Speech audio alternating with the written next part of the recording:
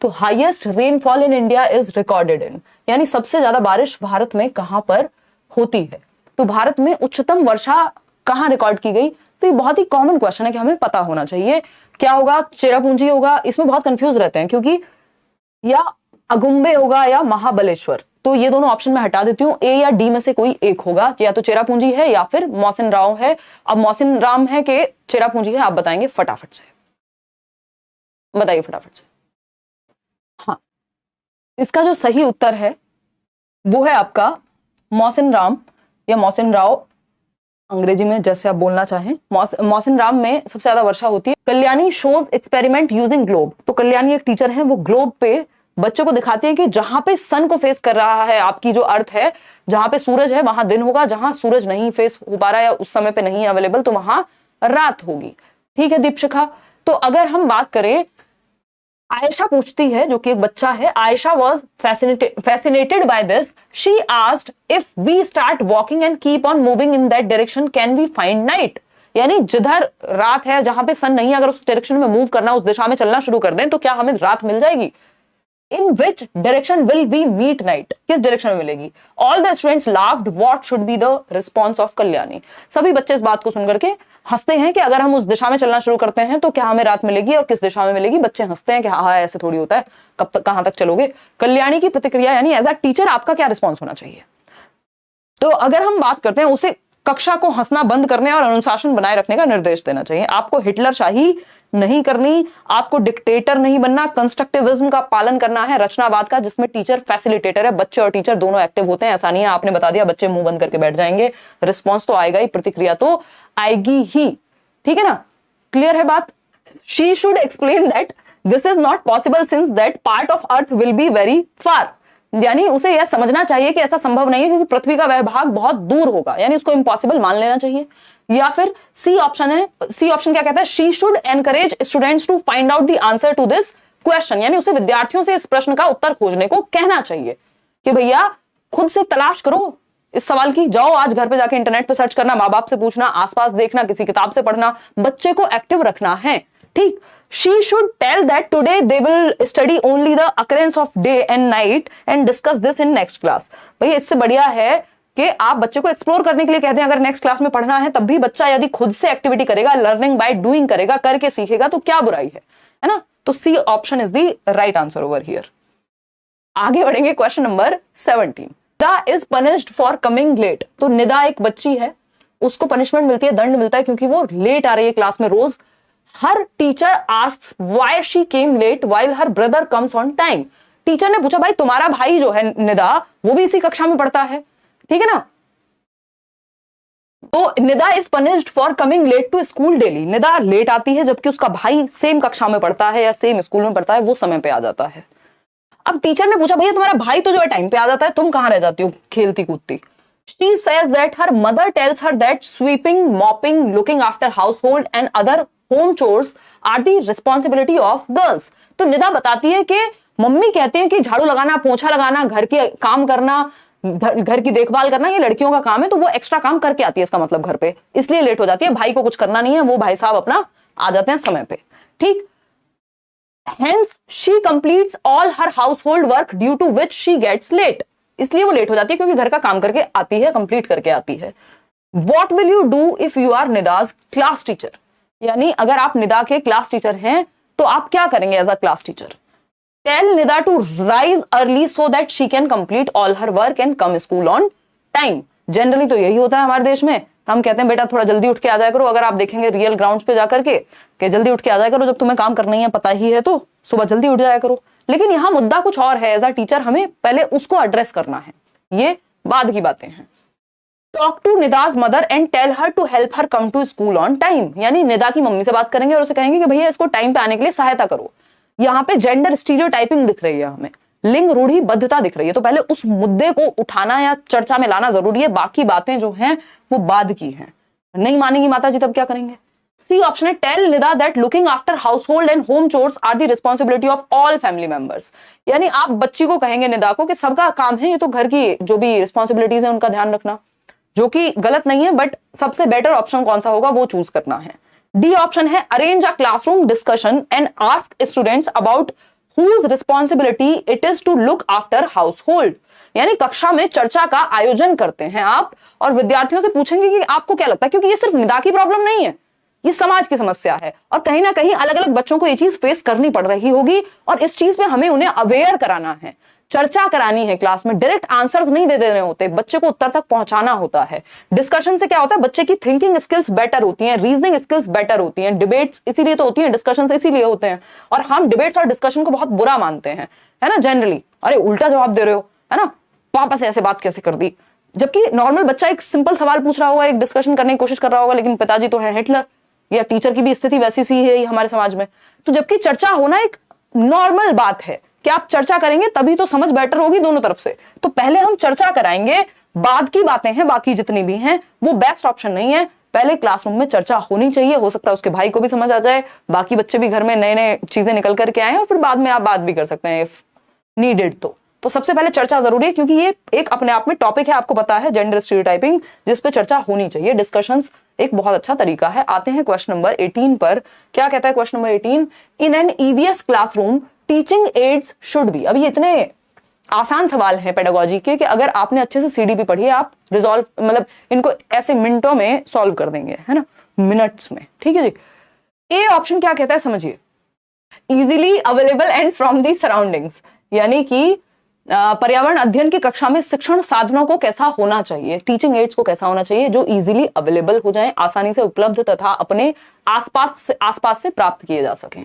High definition 3D movies only. तो भैया इस देश में जो कि विकासशील देश है, या हर जगह दुनिया में हर कोने में तो 3D मॉडल तुरंत अवेलेबल हो, इतने रिसोर्सेज तुरंत अवेलेबल हो, महंगी टीचिंग एड्स अवेलेबल हो, जरूरी नहीं है। टीचिंग एड क्या होते हैं?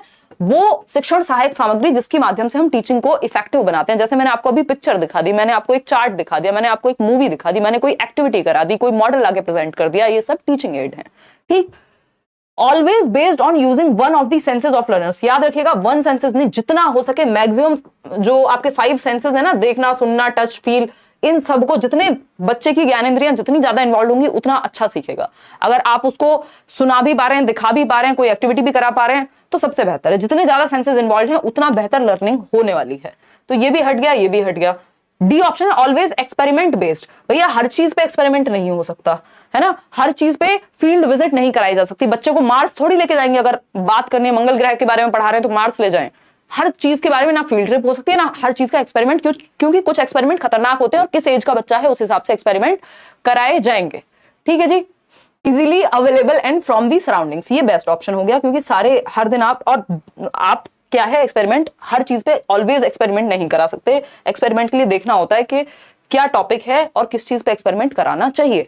ठीक है जी, चलें आगे बढ़ें। और हर जगह पर आपका जो है वो 3D मॉडल भी अवेलेबल हो, जरूरी नहीं है। तो सबसे बढ़िया है जो भी चीजें आसपास अवेलेबल हो, आपके इजीली अवेलेबल हो, इंडिजीनियस बोलते हैं इनको। एक क्वेश्चन इस पे भी पहले पूछा जा चुका है। इंडिजीनियस मतलब जो लोकली आप अवेल कर सकें, जिन चीजों को जो आसपास के स्थान में अवेलेबल हो, इंडिजीनियस टीचिंग एड्स होने चाहिए। आगे बढ़ेंगे क्वेश्चन नंबर 19 पर। फटाफट से बताइएगा, Which of the following is the most important component of environmental studies in primary classes? यानी EVS में प्राइमरी क्लासेस यानी कक्षा 1 से 5, उम्र क्या होगी बच्चे की 6 से 11 वर्ष, ये पता होनी चाहिए 2-3 चीजें। ठीक, तो एनवायरमेंटल स्टडीज होता है, एनवायरमेंटल साइंसेज नहीं होता क्लास 1 से 5 में।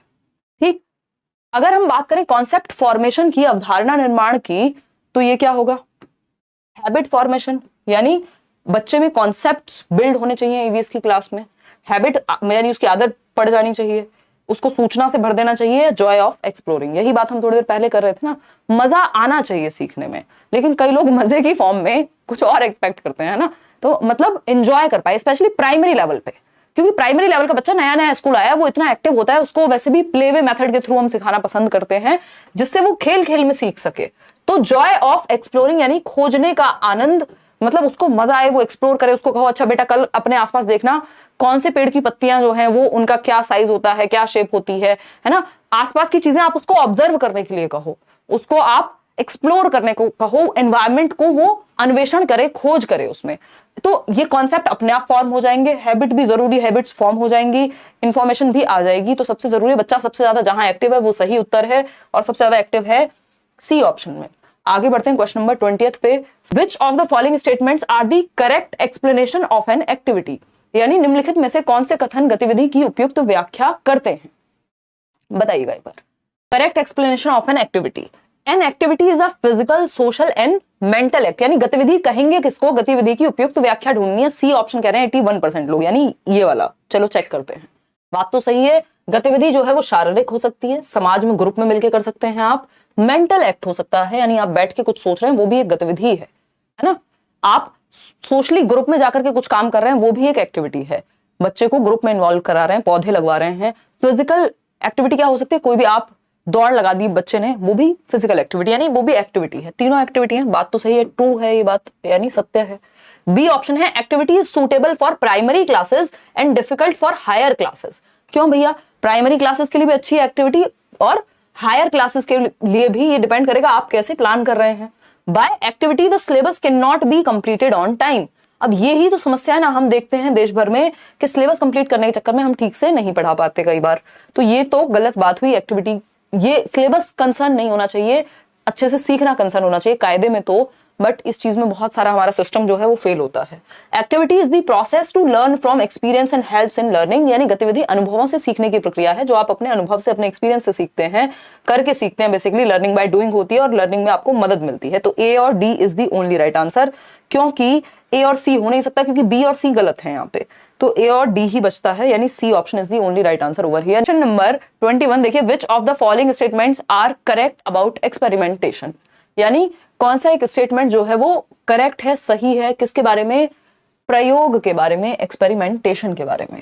पहला ऑप्शन है results of the experiments must be given in the text book so that students can verify, यानी प्रयोगों के परिणाम पाठ्य पुस्तक में दिए जाने चाहिए जिससे सभी विद्यार्थी पुष्टि कर सके। यानी आप देखते हैं ना बुक में बीच में क्या होता है, एक हेडिंग डाल करके चैप्टर चल रहा है, मान लो ईवीएस है, या आजकल तो बहुत सारे एनसीईआरटी में लगभग आपको हर सब्जेक्ट में मिल जाएगा, तो एक बीच में बॉक्स बना हुआ मिलेगा, है ना। अब इसमें वो थिंक वाले क्वेश्चन डाल सकते हैं, या एक क्वेश्चन पूछ लेगा, या कोई एक्सपेरिमेंट दे देगा अगर साइंस का है या ईवीएस का सब्जेक्ट है आपका, कि ये करके देखो, है ना। दो क्या होती है वो, चुंबक यानी मैग्नेट्स को पास में लाके देखो, या मैग्नेट से आयरन के आसपास कुछ करके देखो क्या होता है। तो उसमें जवाब नहीं होता जनरली एक्सपेरिमेंट में, उसमें आपको टास्क दिया जाता है। तो यहाँ पे बात चल रही है कि क्या जो ये एक्सपेरिमेंट है इसका उत्तर बुक में दिया जाना चाहिए ताकि बच्चे वेरीफाई कर दें, या फिर नहीं दिया जाना चाहिए। तो ये कह रहे हैं दिया जाना चाहिए। Results of the experiments must not be given in the text book so that students themselves can observe, inquire and generalise, यानी बच्चे खुद से ऑब्जर्व करें, करके देखें वो चीज। अगर रिजल्ट दे दिया तो बहुत सारे बच्चे करके ही नहीं देखेंगे। Results of the experiments must be provided by teachers so that students can verify, यानी रिजल्ट मिलने चाहिए। अब इसमें दो चीजें हैं, आप लोग देखते हैं क्या सही उत्तर दे रहे हैं। 33% लोग सी ऑप्शन कह रहे हैं, रिजल्ट्स नहीं देने चाहिए। यहाँ पे बात ये निकल के आती है, बी और डी ऑप्शन सही है। बी और डी में हुई है ना ये बात, must not be provided by teachers since experimentation is about observation, inquiry and generalisation. भाई प्रयोग, बच्चा साइंटिस्ट बनेगा क्यों, प्रयोग क्यों करेगा अगर आपने पहले उत्तर दे दिए उसको खुद से ऑब्जर्व करने दीजिए, अवलोकन करने दीजिए, उसको इंक्वायरी करने दीजिए। तो B and D is the right option, जो कि है बी ऑप्शन। चलिए, बात सही है या नहीं, ठीक है ना। चलिए आगे बढ़ेंगे नेक्स्ट क्वेश्चन पे। क्वेश्चन नंबर है 22, 22वां सवाल फटाफट से करेंगे। Most appropriate method for determining shapes and colours of leaves, यानी पत्तियों की जो शेप है, उसका आकार है, प्रकार है और रंग है, उसको सुनिश्चित करने के लिए and flowers in an EVS classroom can be, यानी एक पर्यावरण अध्ययन की कक्षा में पत्तियों एवं फूलों के आकारों एवं रंगों को निर्धारित करने की सबसे उपयुक्त विधि क्या है। यानी अगर आप फूल पत्ती के बारे में पढ़ा रहे हैं तो कौन सा तरीका बेहतर या बेस्ट होगा। पहला ऑप्शन है providing different colourful pictures of leaves and flowers to students, यानी बच्चों को अलग अलग रंग के फूल पत्ती प्रोवाइड करा दो, दे दो, बच्चे को खुद से मत कुछ करने दो, है ना। ये सही तरीका है। या फिर और फूल पत्ती तोड़ के और ले आओ, डेली करा देंगे, don't worry. Involving them in drawing and using their creative skills, यानी छात्रों को रेखा चित्र बनाने में संलग्न करना और उनके सृजनात्मक कौशलों का उपयोग करना, यानी ड्राइंग करके और वो खुद से बनाएं। Designing a task involving learners to explore plants and trees, thoroughly repeating the concepts, repetition रटंत विद्या हो जाएगी। सबसे ज्यादा एक्टिव कहाँ है बच्चा, सबसे ज्यादा एक्टिव है सी ऑप्शन में, बी कह रहे हैं कई लोग, ड्राइंग करना, देखो ड्राइंग से ज्यादा एक्टिव बच्चा ये नहीं होगा जब वो रियल में इन्वॉल्व करेंगे आप उसको एक टास्क में जिसमें वो प्लांट्स और ट्रीज को एक्सप्लोर करेगा, मतलब आसपास के जो पौधे और पेड़ हैं उनमें अन्वेषण करेगा। दैट मीन्स उनको देखेगा कि इस पेड़, ये पेड़ है इसकी पत्तियां ऐसी हैं, ये वाला पौधा है छोटा इसकी पत्तियां ऐसी हैं, इस रंग की हैं। तो वो ज्यादा एक्टिव होगा जब वो एनवायरमेंट में एक्चुअल में ऑब्जर्व करेगा। ठीक है ना, तो C option is the right answer होगा।